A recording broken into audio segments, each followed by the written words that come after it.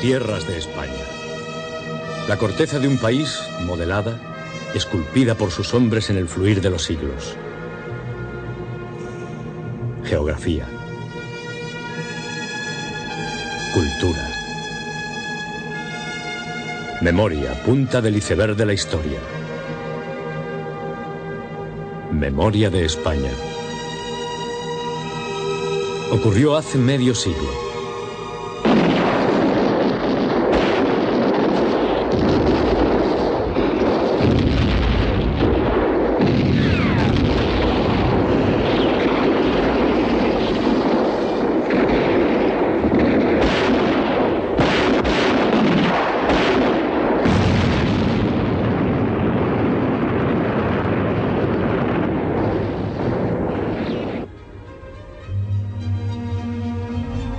Durante casi 1000 días, estos paisajes se vieron asolados por una cruel guerra civil.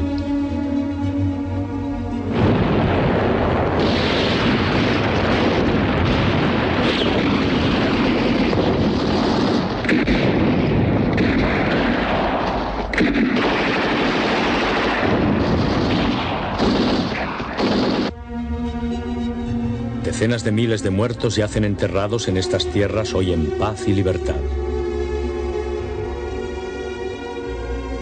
Los destrozos materiales sería vano calcularlos.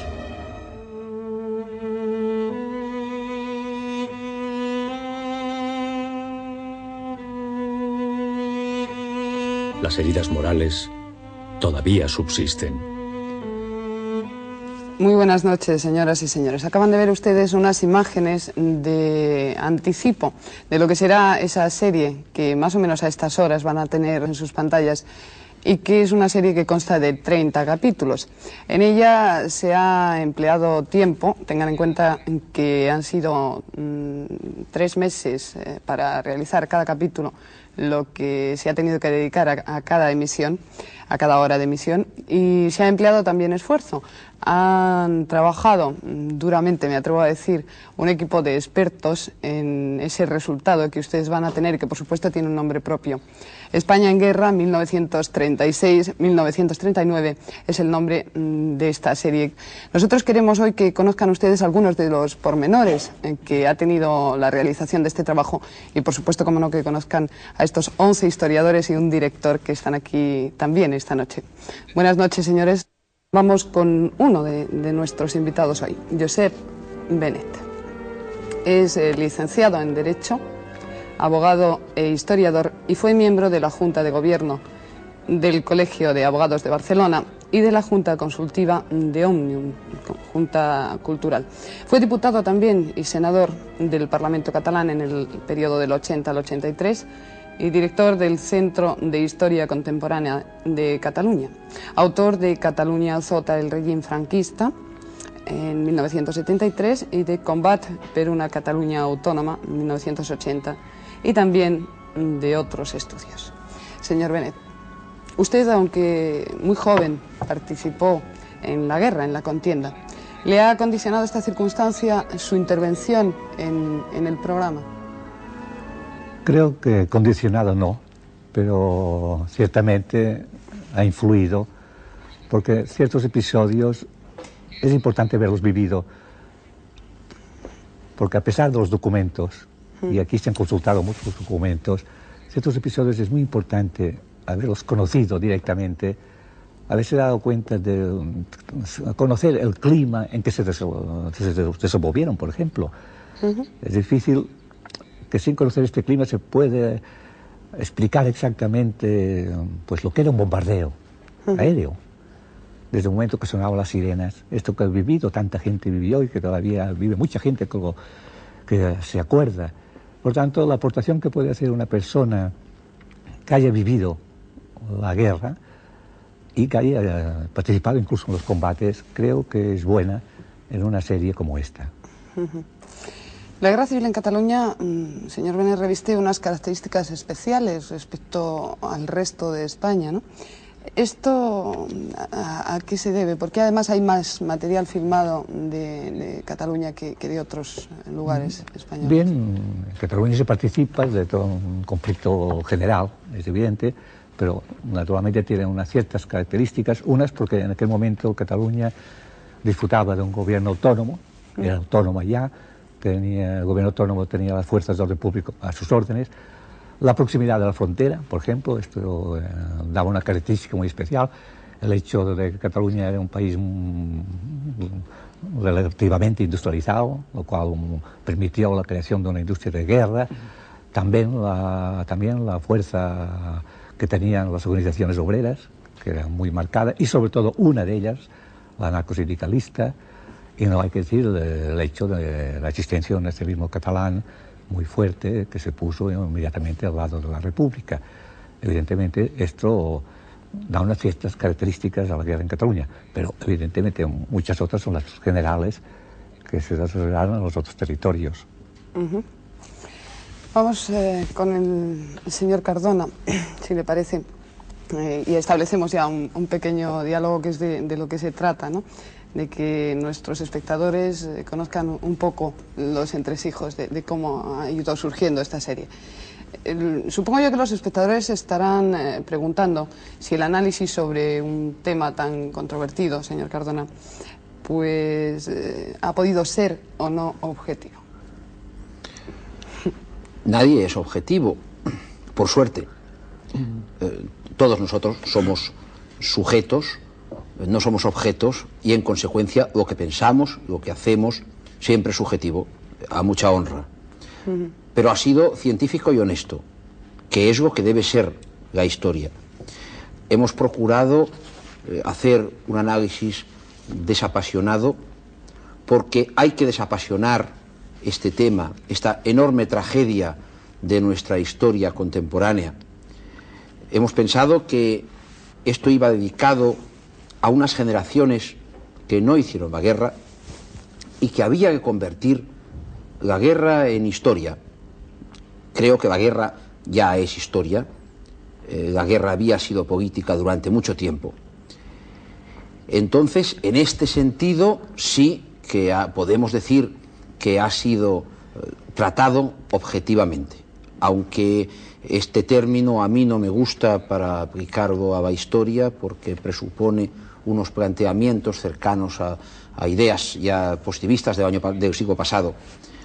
Lo que puede garantizarse es eso, que se ha trabajado desde diversos puntos de vista, desde posturas no siempre coincidentes, incluso a veces enfrentadas, para ofrecer a nuestro pueblo algo a lo que tenía derecho, a una visión honesta, clara y desapasionada de la tragedia.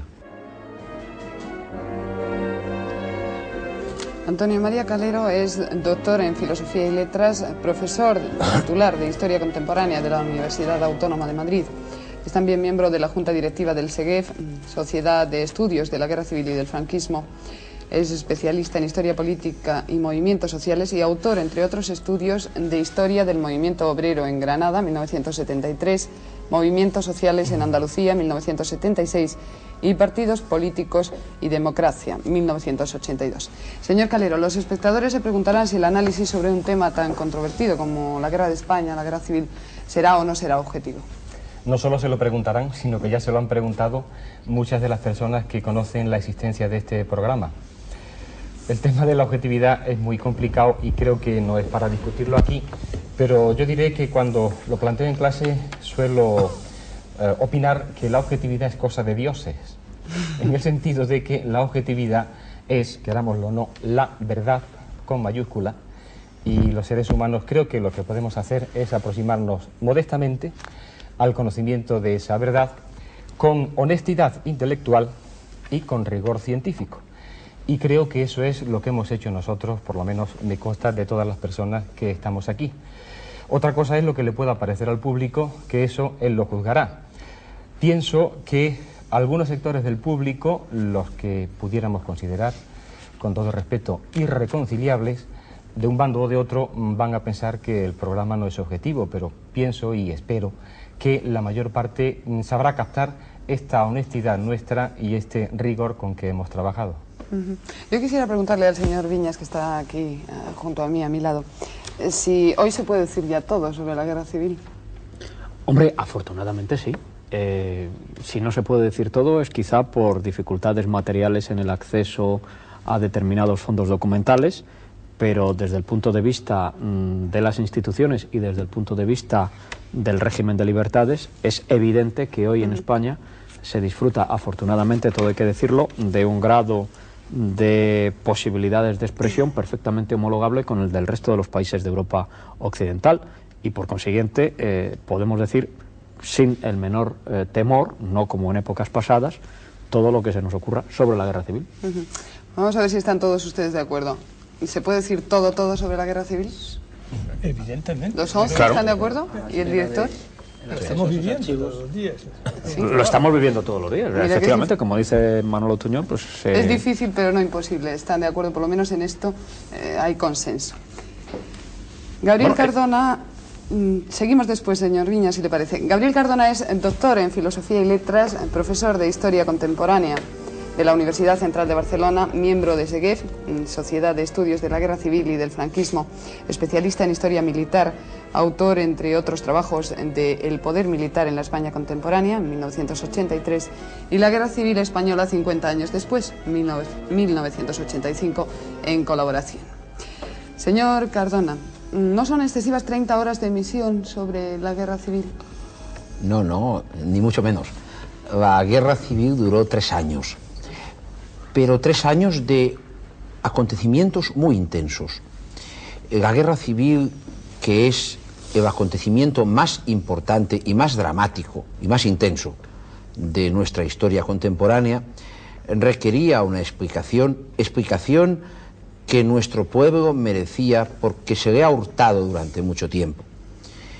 La televisión tiene unas características especiales. Una de ellas es la capacidad para explicar muy bien las cosas, pero creo que junto a esta capacidad y esa gran posibilidad de transmitir, hay que unir una lentitud en la explicación. En una página de un libro podemos transmitir una gran cantidad de ideas. Estas mismas ideas, para transmitirlas a través de televisión, requieren mucho tiempo. Con asombro hemos visto que después de preparar 30 horas de programa, nos habíamos dejado cosas sustanciales, numerosísimas cosas que no hemos explicado. Hay un enorme vacío en nuestra sociedad de explicación a este respecto. Cojamos las explicaciones que se han dado en otros países sobre acontecimientos importantes o acontecimientos secundarios de su historia. Por ejemplo, es un hecho muy conocido que las célebres películas del oeste duran más tiempo de lo que duró la historia del oeste. 30 horas son pocas para explicar la guerra civil. Lo que pasa que naturalmente no podíamos pretender explicar durante 3 años esa guerra. Yo no quisiera quedarme, tengo una pregunta para el señor Tuñón de Lara, pero si me permite, señor Tuñón, no quisiera yo quedarme con esa cuestión que el señor Viñas tenía. No, pendiente. está realmente está puntualizada. Sí, está puntualizada. Muy bien, señor Tuñón de Lara, ¿por qué se ha preferido entonces, vamos directamente con la pregunta, esa narración cronológica a la narración temática? Yo creo que por razones, a mi juicio, harto evidente, porque si la historia es estudio, conocimiento de hechos del pasado, y se trata de racionalizarlos, esto no se puede hacer sino con la medida del tiempo, es decir, con la cronología. Yo me acuerdo que una vez decía el profesor Pierre Vilar que la cronología, con todos sus límites, pero era la manera de poner orden en la historia. A este respecto, yo creo que un estudio temático, por ejemplo, hubiera sido muy interesante tal vez para los eruditos, pero le hubiera restado cohesión, le hubiera restado fuerza didáctica. Nosotros queremos en esta comunicación lo máximo posible de difusión, utilizar métodos lo más apegados posibles a la realidad, al desarrollo de los hechos. Hay, retomando lo que ha dicho Cardona, hay un tiempo cronológico y un tiempo histórico. el tiempo histórico de la guerra civil fue de un ritmo infinitamente superior al tiempo cronológico, como ocurre a veces. Es decir, que se agolpan los acontecimientos, se entrecruzan los hechos, las influencias, los fenómenos de diversa naturaleza, que van desde el militar al diplomático, pasando por el económico, el social, hechos de la cultura, fenómenos de la vida cotidiana, etcétera, etcétera. Si en esto no nos acercamos a lo vivido poniendo un orden cronológico, indudablemente, insisto, se resentiría la comprensión total de lo que tratamos de explicar. Muchas gracias, señor Toñón.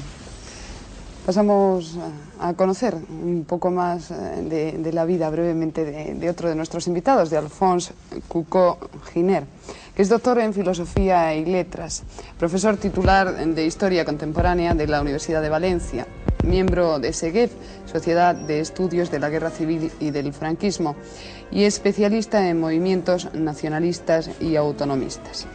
Es autor del Valencianismo político, 1971, y Estatutismo y Valencianismo, 1976. Director de Estudios de Historia Contemporánea del País Valenciano. Senador por Valencia y representante en el Consejo de Europa.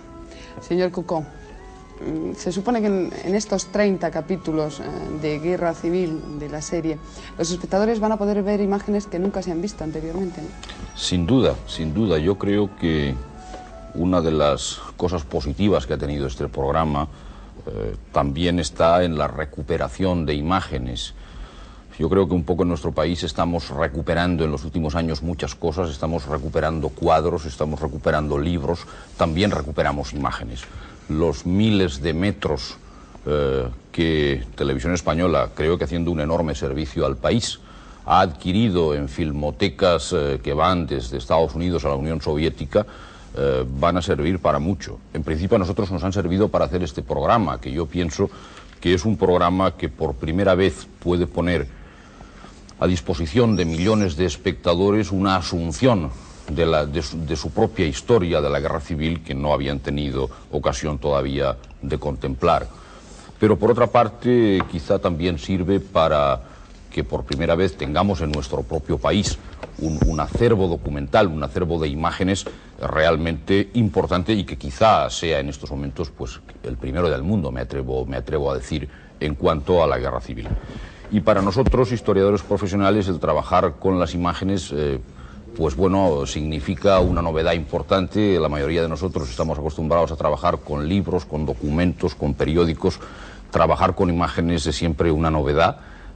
Aunque algunos de nosotros hayamos hecho algún otro programa en televisión, pero significa realmente una novedad importante y es quizá también un estímulo para un profesional de la historia, aunque en ocasiones, como en esta, hayamos tenido que escribir muchas veces guiones antes de ver las imágenes por la enorme complejidad técnica que quizá el director Pascual Cervera después podrá explicar con mayor rigor técnico que yo. Seguro que nos lo explicará y además hablaremos con Pascual Cervera. Pero el señor García de Cortázar creo que tiene alguna que otra anécdota que contarnos del tiempo de trabajo que ha dado como resultado esta serie, estos 30 capítulos de España en Guerra 1936-39, entre ustedes. A ver cómo me las arreglo para contestar esta pregunta, a ver cómo me las arreglo.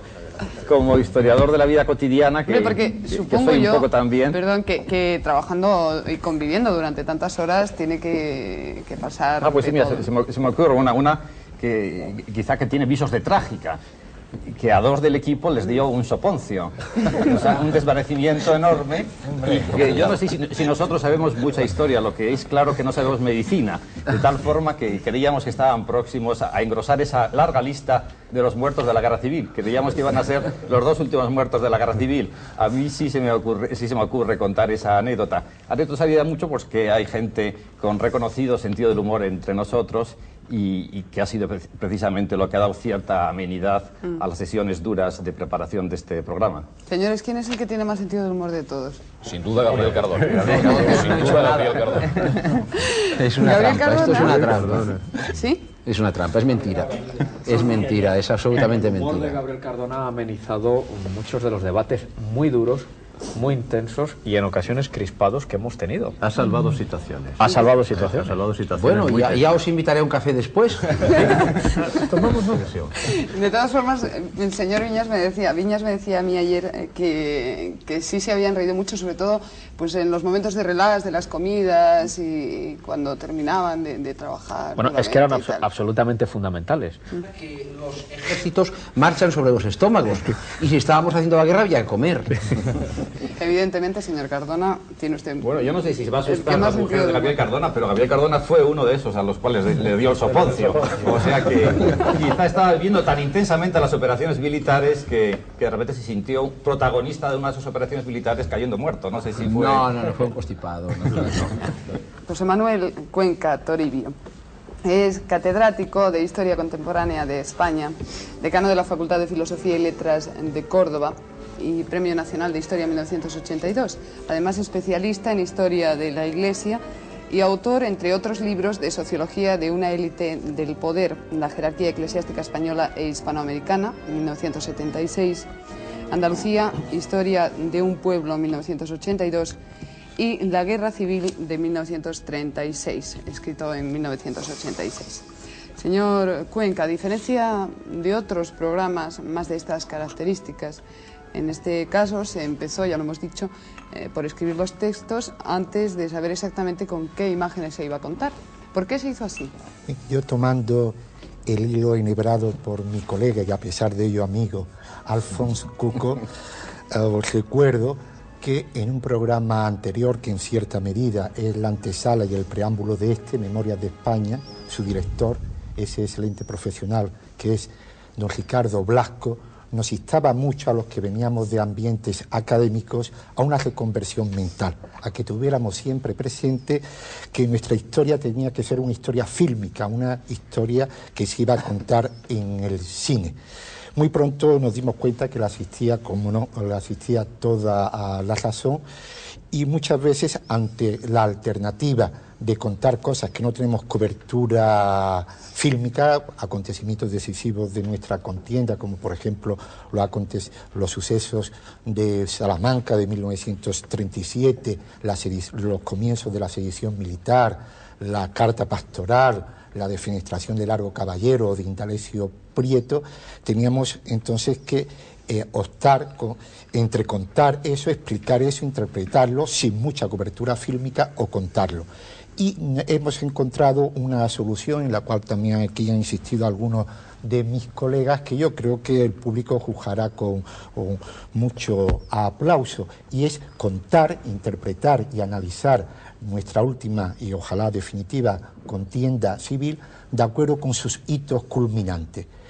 Y cuando no teníamos mucha cobertura fílmica, aquí se ha hablado también, pues, afortunadamente, de los muchos medios que capitalizaba Cataluña, no así, por ejemplo, en mi patria chica, en donde la máquina siempre acompaña al poder y el poder no estaba ni entonces ni ahora en Andalucía. Tenemos muy poco que contar fílmicamente de Andalucía, pero no por eso hemos prescindido de acontecimientos fundamentales.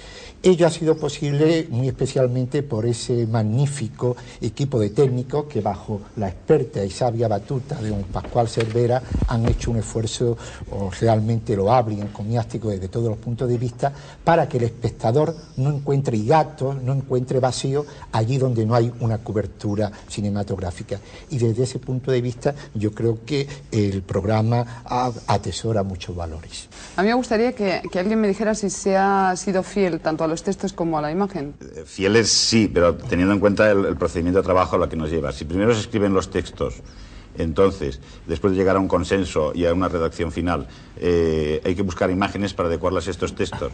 Unas veces ocurre que hay menos imágenes que texto, otras veces al contrario, que hay imágenes muy maravillosas que no se pueden colocar en el texto. Es decir, que hay que hacer un texto primero con toda libertad, como decía José Manuel hace un momento, en cuanto a no contar con la cobertura de imagen que hay. Ahora, luego viene una segunda parte en que hay que, vistas las imágenes, adecuar el texto a las imágenes. Había una disyuntiva, utilizar sistemáticamente imágenes brillantes o hacer un texto que reflejara lo más fielmente posible y en la medida de nuestras posibilidades lo que fue y cómo se desarrolló la guerra civil.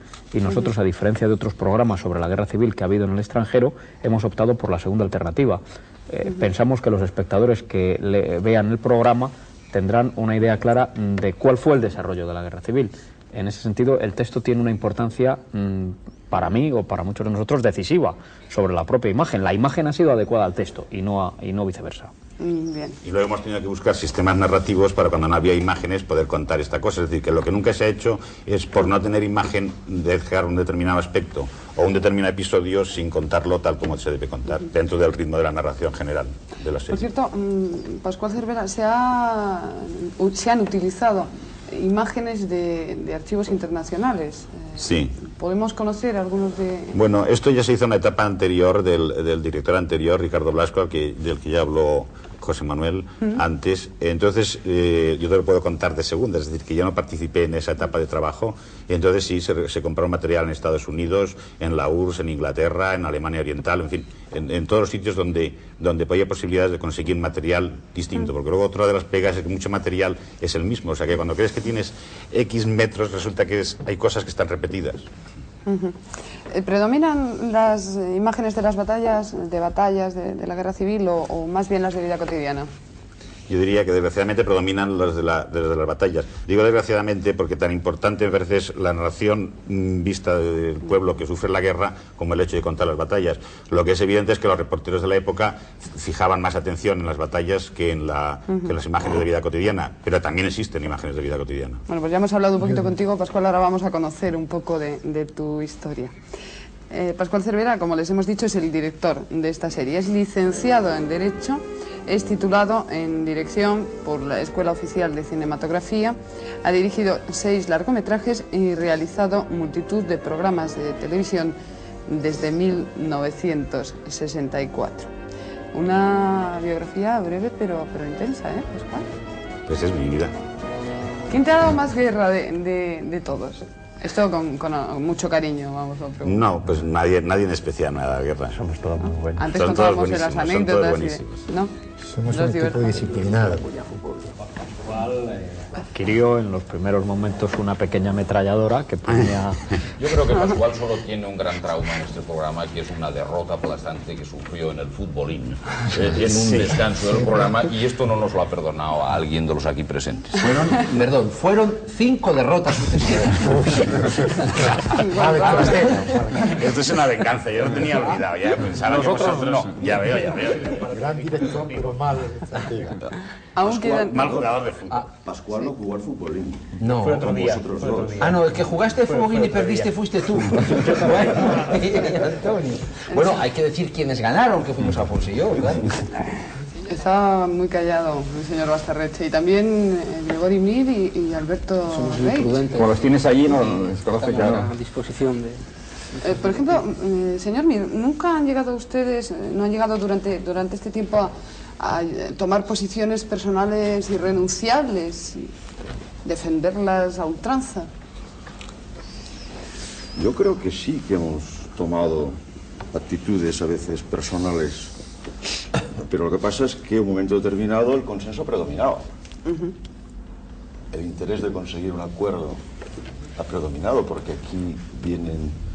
En el equipo hay personas de procedencia ideológica, cultural, claro, científica diversa, ¿no? Y es evidente que en un momento determinado actitudes de este tipo se toman, pero eso no nos ha importado demasiado. En un momento determinado, insisto, lo que ha importado ha sido conseguir un texto consensuado, un texto honesto y científicamente elaborado, como ha dicho Gabriel Cardona. Pero sí ha habido momentos de tensión. Tensión, yo no utilizaría la palabra tensión, sino tensión personal, que se han defendido determinadas posiciones, y luego la mayoría, con un diálogo absolutamente civilizado, por supuesto, la mayoría ha decidido el camino a seguir. Señor Tuñón. Yo quería, para que el público comprenda un poco cuáles han sido a veces las razones de nuestra discusión, que contra que pudiera creerse, muchísimas veces no han sido por las razones ideológicas, de la pertenencia a una u otra familia ideológica, sino por otras muy diferentes. En primer lugar, por razones historiográficas, y ha habido muchas. Y que no creo descubrir nada diciendo que la proximidad espiritual entre el profesor Viñas y yo es bastante grande. Pero un día teníamos una discusión sobre cifras y tiene un tal puñetazo en la mesa, metiéndome con mi querido Ángel, que me Ángel, me mató. No, yo soy un hombre pacífico, yo soy un hombre pacífico. Y todo por una discusión cordial, llena de cariño, pero muy dura profesionalmente.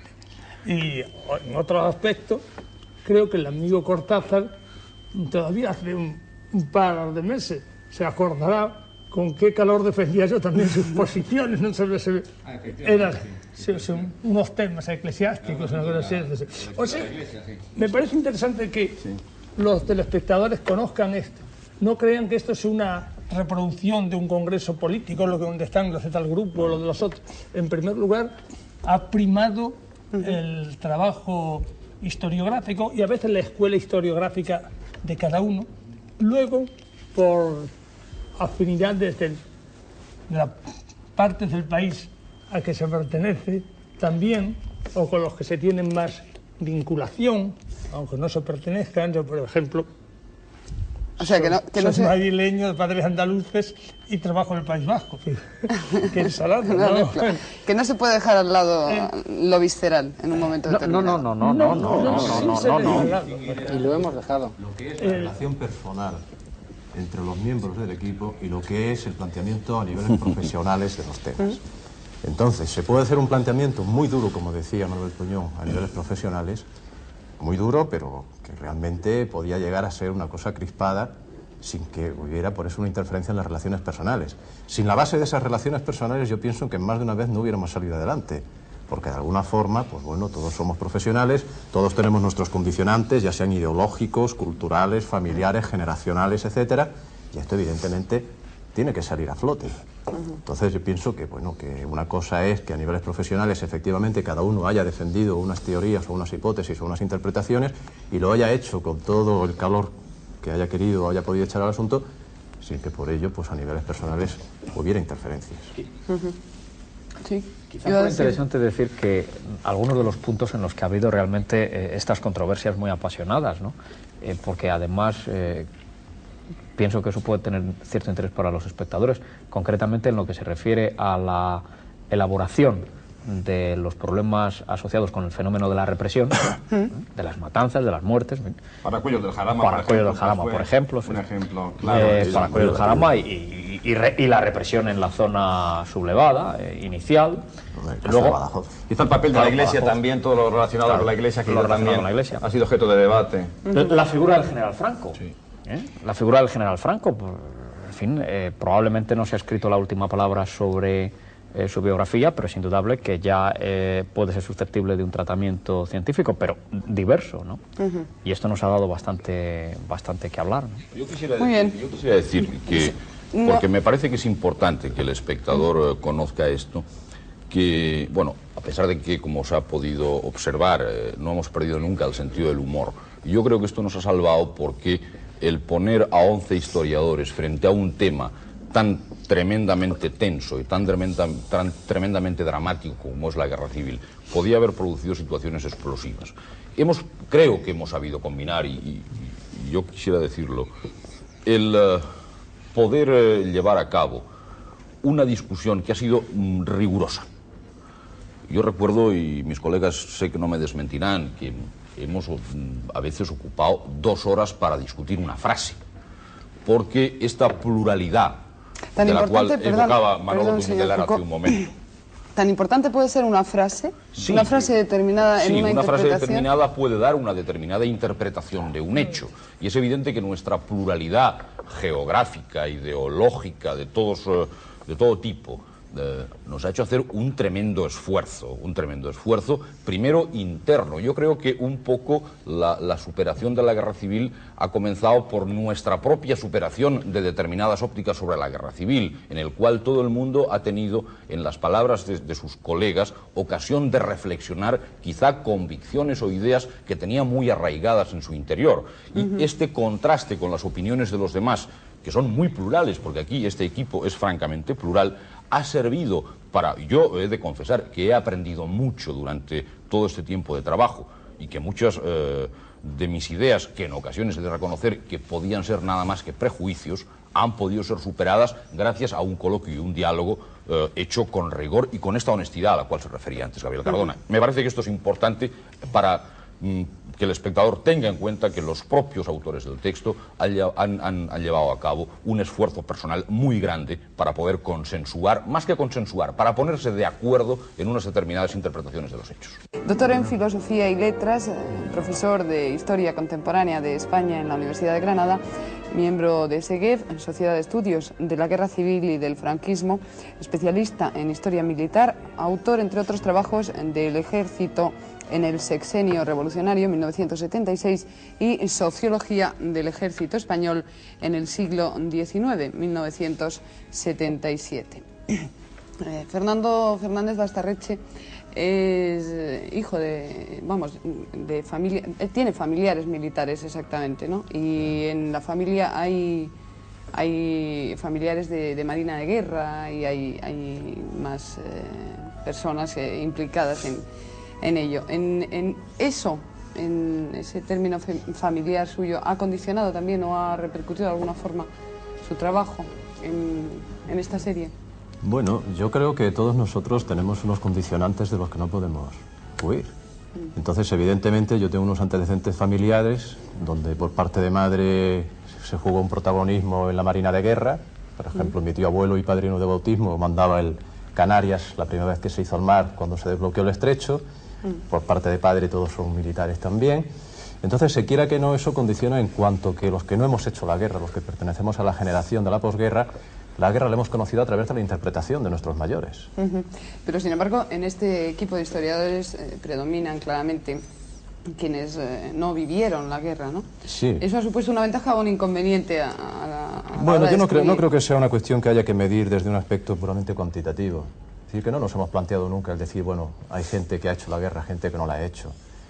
Incluso podríamos decir que, bueno, en algunos momentos en los que había temas delicados por tratar, pues precisamente los asesores que habían hecho la guerra se mostraban bastante más ponderados, más equilibrados que quizás los que, por no haberla hecho y por haberla conocido por fuentes indirectas, a través de lo que nos habían contado o de los estudios que nosotros habíamos hecho, pero sin tener esa participación directa a la que aludía en un principio Josep Benet, pues podíamos mostrarnos un poco más apasionados y, aunque el término es peligroso, quizá un poco más subjetivos. Pero que, repito, que no es una cuestión cuantitativa, sino cualitativa. Lo que sí es indudable es que quien ha vivido la guerra, la generación que ha vivido la guerra, inevitablemente va a tener una interpretación sobre la base que se quiera, por muy sólida que sea, de conocimientos científicos. La generación de la posguerra, los que hemos conocido la guerra a través de nuestros padres, pues podemos tener otra forma de verla, tenemos ya un cierto distanciamiento, un conocimiento más indirecto.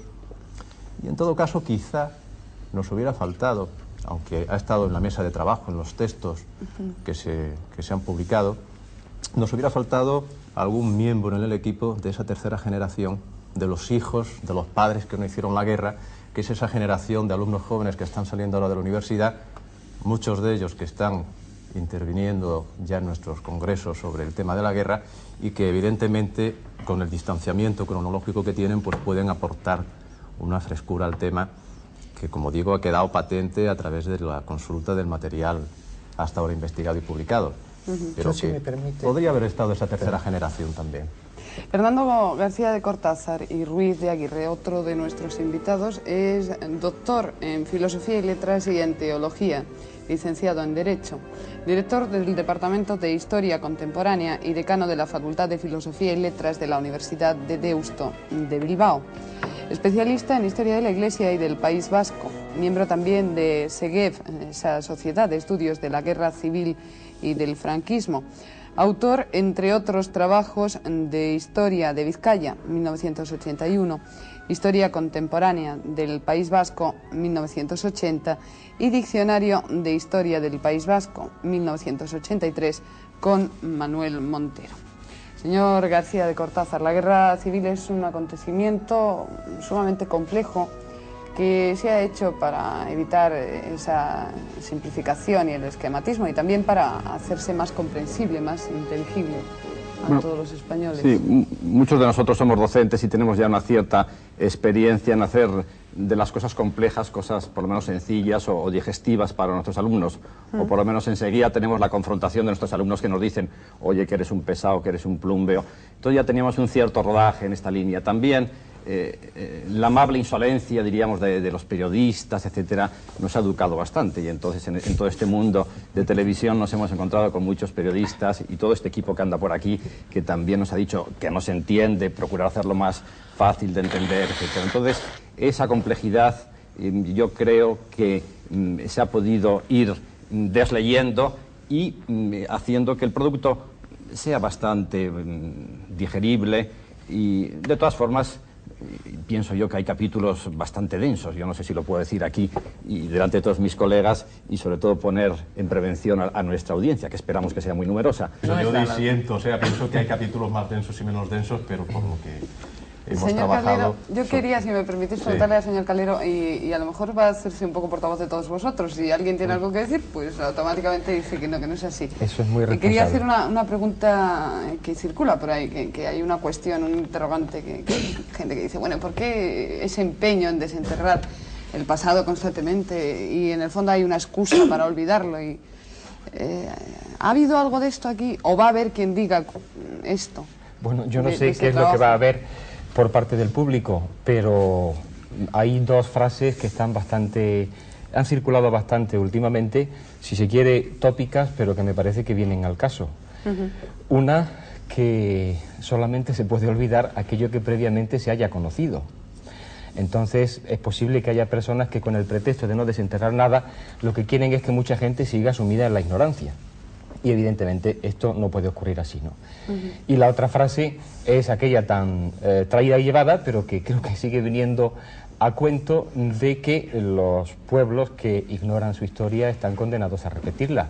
Yo creo que la sociedad española, todos desde arriba hasta abajo, en todos los sentidos, tenemos suficiente madurez como para enfrentarnos públicamente con todo lo que supone televisión ante un pasado francamente triste y nada agradable ni encomiable, o muy poco agradable y encomiable, tanto para unos como para otros, ¿no? ¿Qué le parece, señor Benet, esto que Totalmente se de suscita acuerdo, aquí? totalmente de acuerdo. Lo que no se puede es decir, vamos a dejar en blanco unas páginas de nuestra historia correspondientes a 3 años de esta historia, porque si se dejan en blanco, pues o predomina la historia que han explicado unos, en este caso los vencedores, o entonces estas páginas también producen y se explican a través de mitos, de mistificaciones y de retórica. Pero en blanco no se quedan nunca, no se pueden quedar nunca.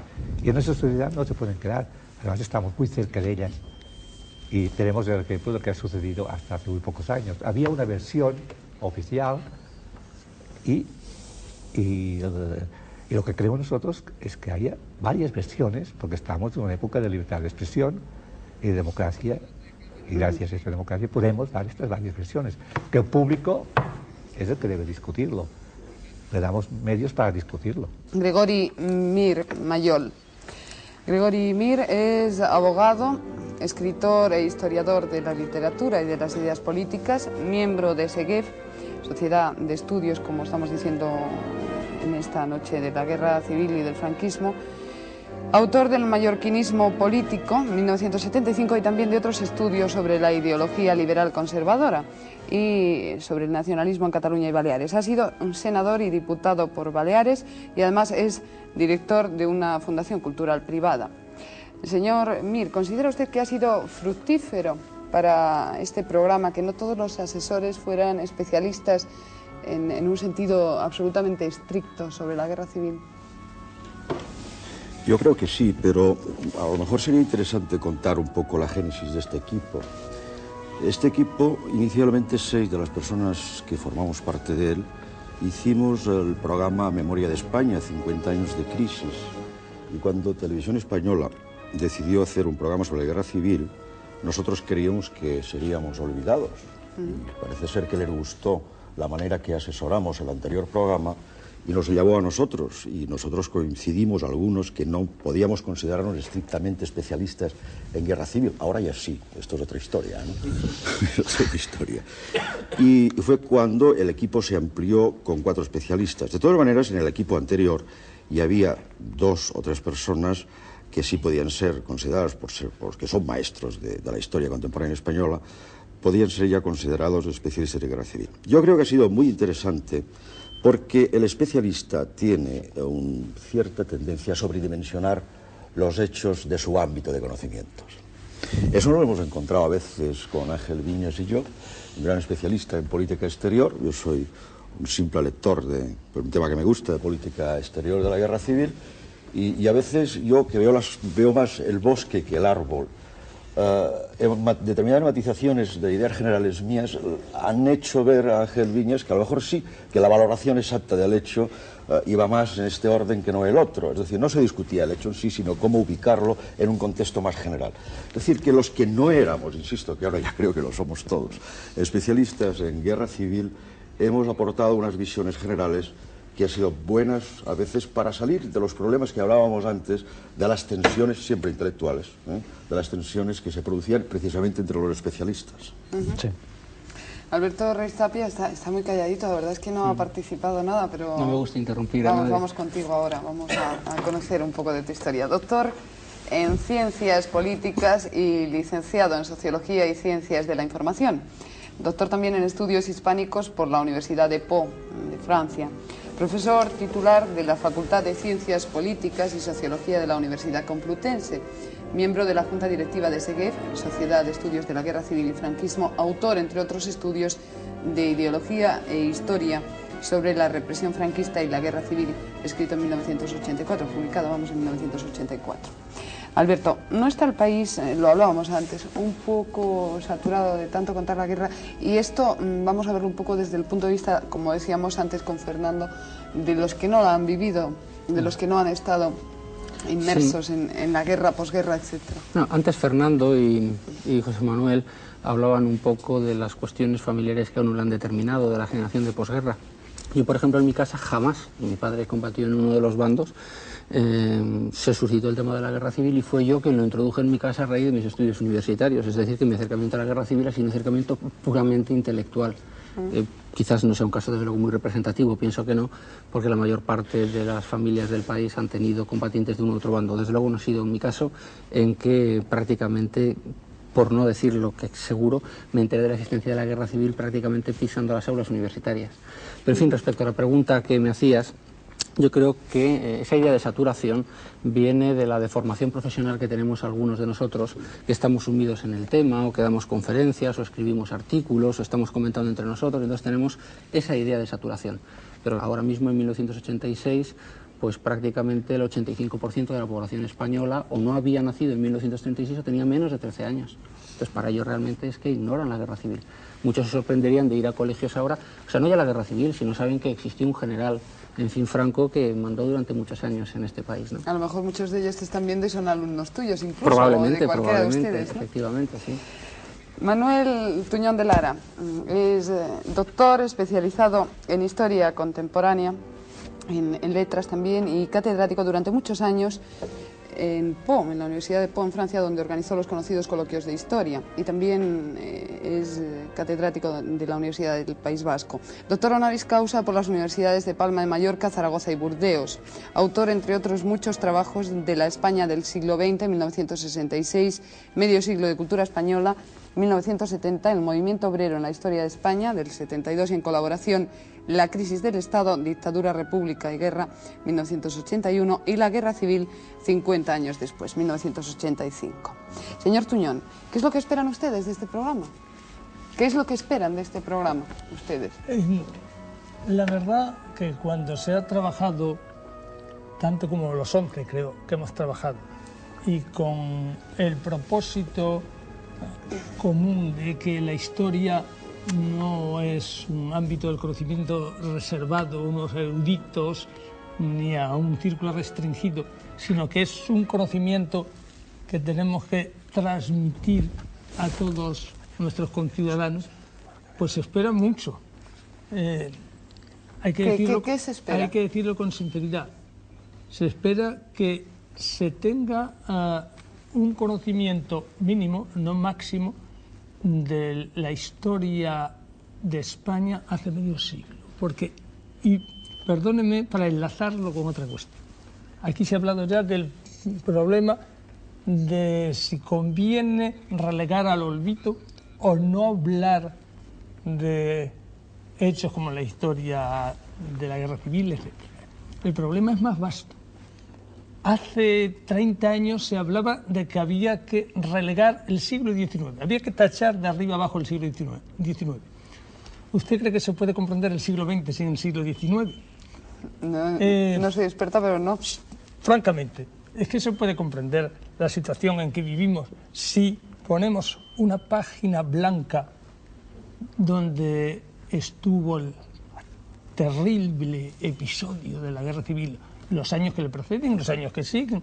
Es que la historia es un proceso, una continuidad de procesos, un encadenamiento de procesos que suceden a diferentes ritmos. Y yo creo que debemos transmitir esto para que todo el mundo sepa de dónde venimos, dónde estamos y tal vez a dónde vamos. Hace muy pocos días un colega nuestro, el profesor Aróstegui, catedrático de la Universidad Complutense, decía sobre este particular que en realidad ese temor a resucitar temas de la guerra era más bien un temor a la historia en general. Y que quien teme a la historia teme al presente y tal vez al porvenir. Muchas gracias, señor Tuñón. Pasamos al señor Viñas, Ángel Viñas, doctor en Ciencias Económicas, técnico comercial y economista del Estado y catedrático de Economía Aplicada de la Universidad Complutense, asesor del ministro de Asuntos Exteriores, vicepresidente de SEGEP, la Sociedad de Estudios de la Guerra Civil y del Franquismo. Es autor, entre otros importantes trabajos, de la Alemania nazi y el 18 de julio de 1977, y Guerra, Dinero y Dictadura, 1984, el Oro de Moscú, 1979, y en colaboración la Guerra Civil 50 años después, 1985. ¿Para qué sirve el cincuentenario, señor Viñas? ¿Va a ser útil? ¿Habrá que esperar un centenario? Bueno, el cincuentenario es una medida cronológica, no se celebra en él nada, porque la guerra civil no es un acontecimiento que haya que celebrar, pero con esa rotundidad que dan los números redondos, pues ha servido para que espontáneamente la sociedad española, que afortunadamente vive en paz y en libertad y con un nivel de convivencia más que aceptable, rememore aquel acontecimiento en una España tan diferente como la que ahora existe.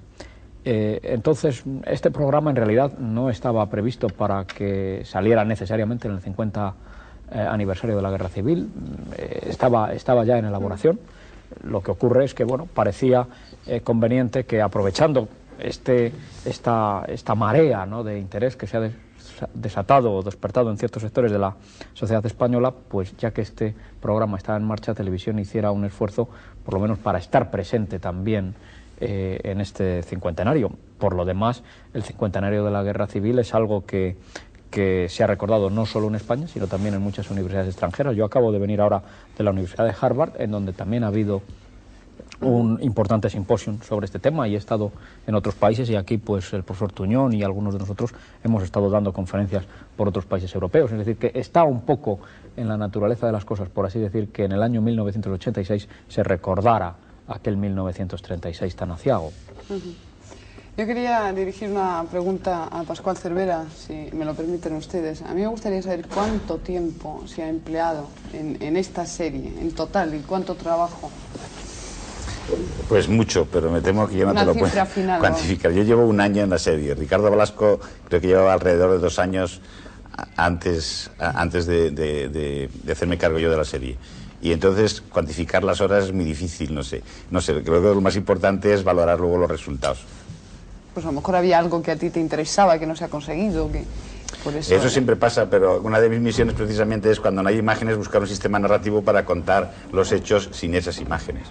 Bien cosas que se puedan reproducir, bien buscar, no sé, otro sistema narrativo, contarlo desde hoy, las cosas que pasaron en el año 36 o en los años siguientes. O sea, buscar un sistema narrativo para poder contar todo. Quizá hay un aspecto... Muy brevemente, porque estamos casi en el final. Creo que hay un aspecto que quizá no hemos hablado, que es el de la música, y quizá el mismo Pascual Cervera nos pueda hablar de la incorporación de la música en esta serie, ¿no? Y la garra que tiene después, nosotros al verla, lo mejorado que ha salido el producto después de haber incorporado todos los efectos y los efectos musicales, los himnos de uno y otro bando, quizá yo creo que podrías hablar un poco de eso también, ¿verdad? Bueno, yo creo que la música es muy importante para darle una viveza y darle una vida, que hay veces que las imágenes tienen por sí mismas, pero otras veces no. Y entonces ha sido muy importante la colaboración con nosotros de Miguel Asín Sarbó, que es un compositor que creo que ha entendido muy bien la música que tenía que hacer para esto, aparte de que utilizaremos también músicas de la época, canciones de la guerra, de ambos bandos, etcétera, ¿no? Pero... Perdona, Pascual, yo quiero casi terminar y que no quiero dejar pasar una pregunta. Después del trabajo intenso, después del tiempo que habéis estado conviviendo todos, ¿más amigos? Obviamente, muchísimos más amigos. Estamos satisfechos por el programa y felices por nuestra amistad. Sí. Señores, pues muchas gracias. Ya saben que a partir de hoy mismo, ya todos los días a esta misma hora, van a tener oportunidad de ver esa serie España en Guerra 1936 y 39, y nosotros todos esperamos que hayan tenido un poquito más claro una idea general de lo que va a ser esta serie, estos 30 capítulos que va a empezar precisamente con estas imágenes con las que les decimos adiós.